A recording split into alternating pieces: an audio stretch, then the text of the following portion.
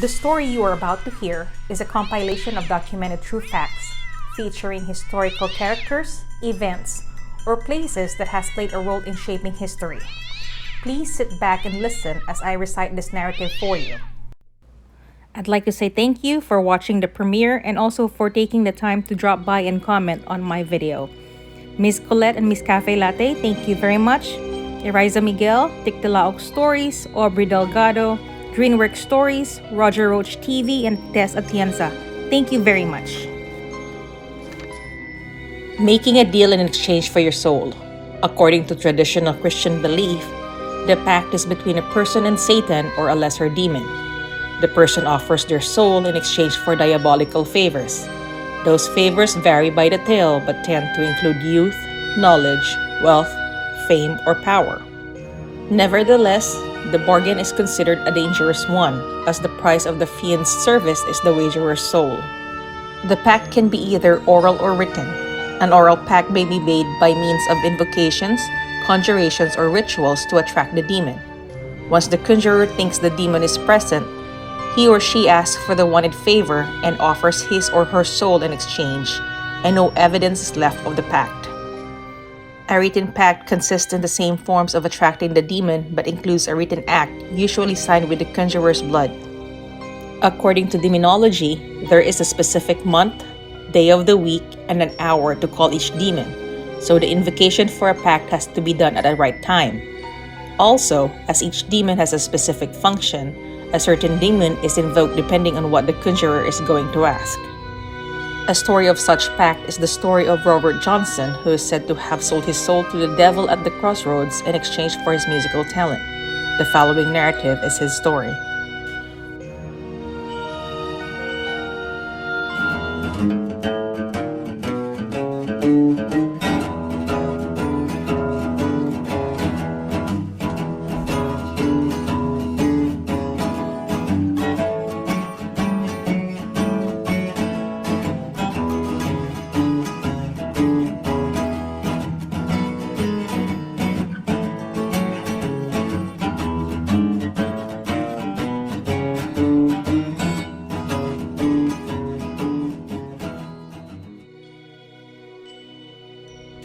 Robert Leroy Johnson, who was born May 8, 1911 and died August 16, 1938, was an American blues guitarist, singer, and songwriter. His landmark recordings in 1936 and 1937 display a combination of singing, guitar skills, and songwriting talent that has influenced later generations of musicians.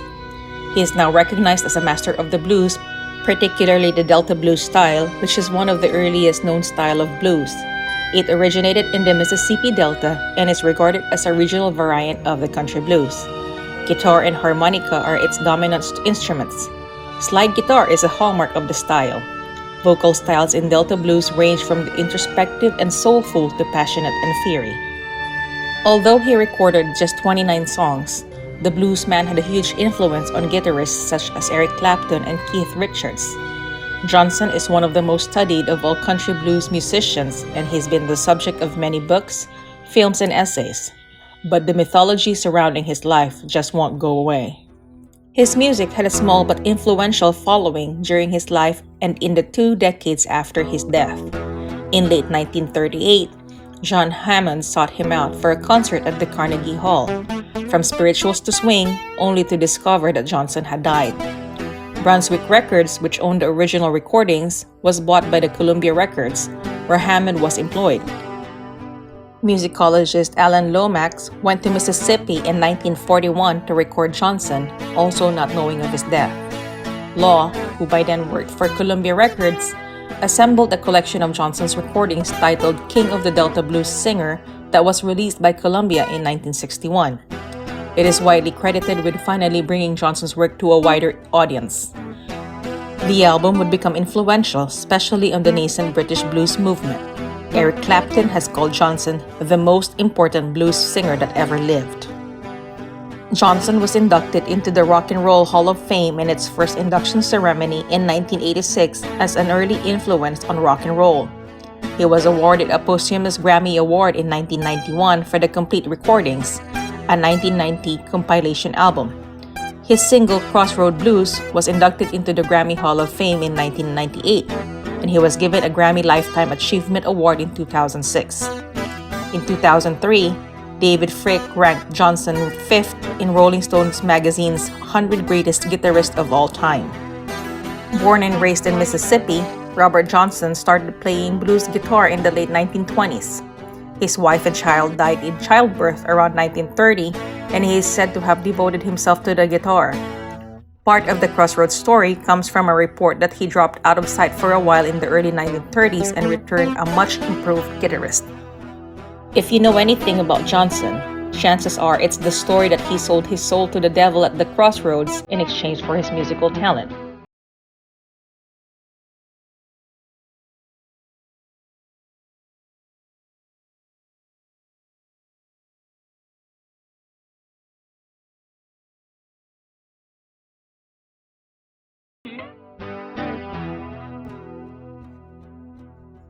Like most legends, the story of Robert Johnson began with a real person. Johnson lived in the Mississippi Delta in the early 1900s. He started playing music when he was young, but his early music impressed no one. Son House, a talented blues musician, once told Johnson, "Put that guitar down, you're driving people nuts."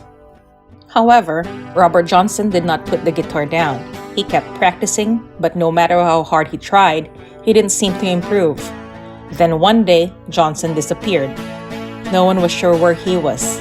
For about 6 months, the Mississippi Delta was free from the racket of Robert Johnson's music. That's where the legend of Robert Johnson and the Crossroads begins.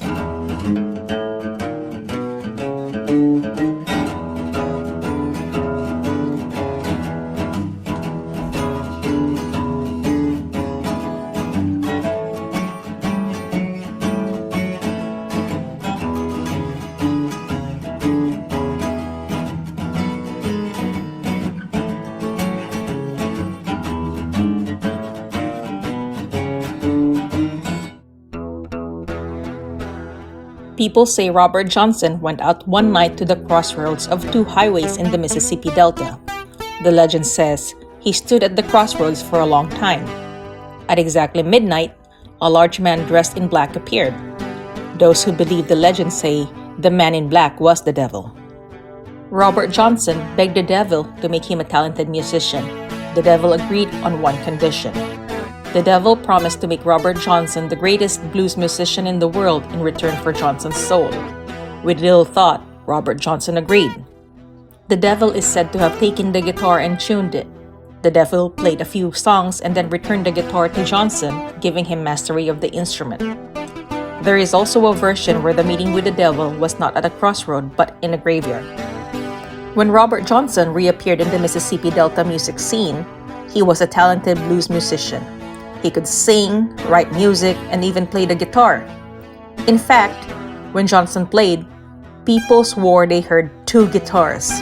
Audience would look around searching for the second guitarist. Who was playing with him? No one ever saw the second guitarist, leading many to believe the devil himself was playing alongside Johnson. Others believe Johnson was somehow able to make his one guitar sound like two.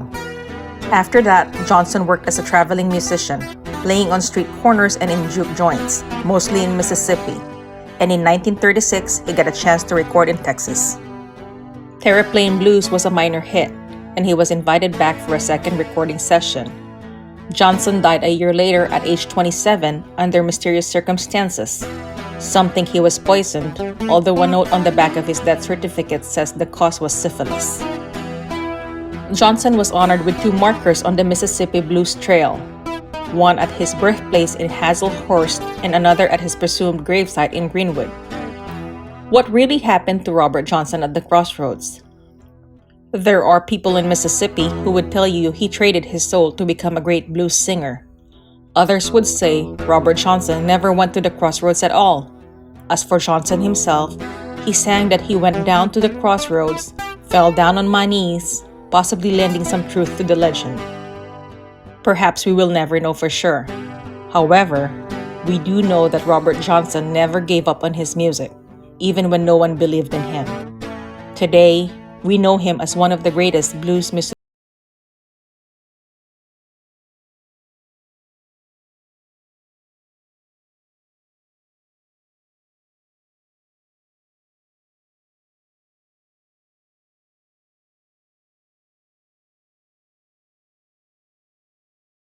Hey everyone! I just wanted to express how grateful I am that you took the time to listen to my narration. Hopefully you enjoyed it. I am Twisted Mind and please enjoy the rest of your day. Salamat!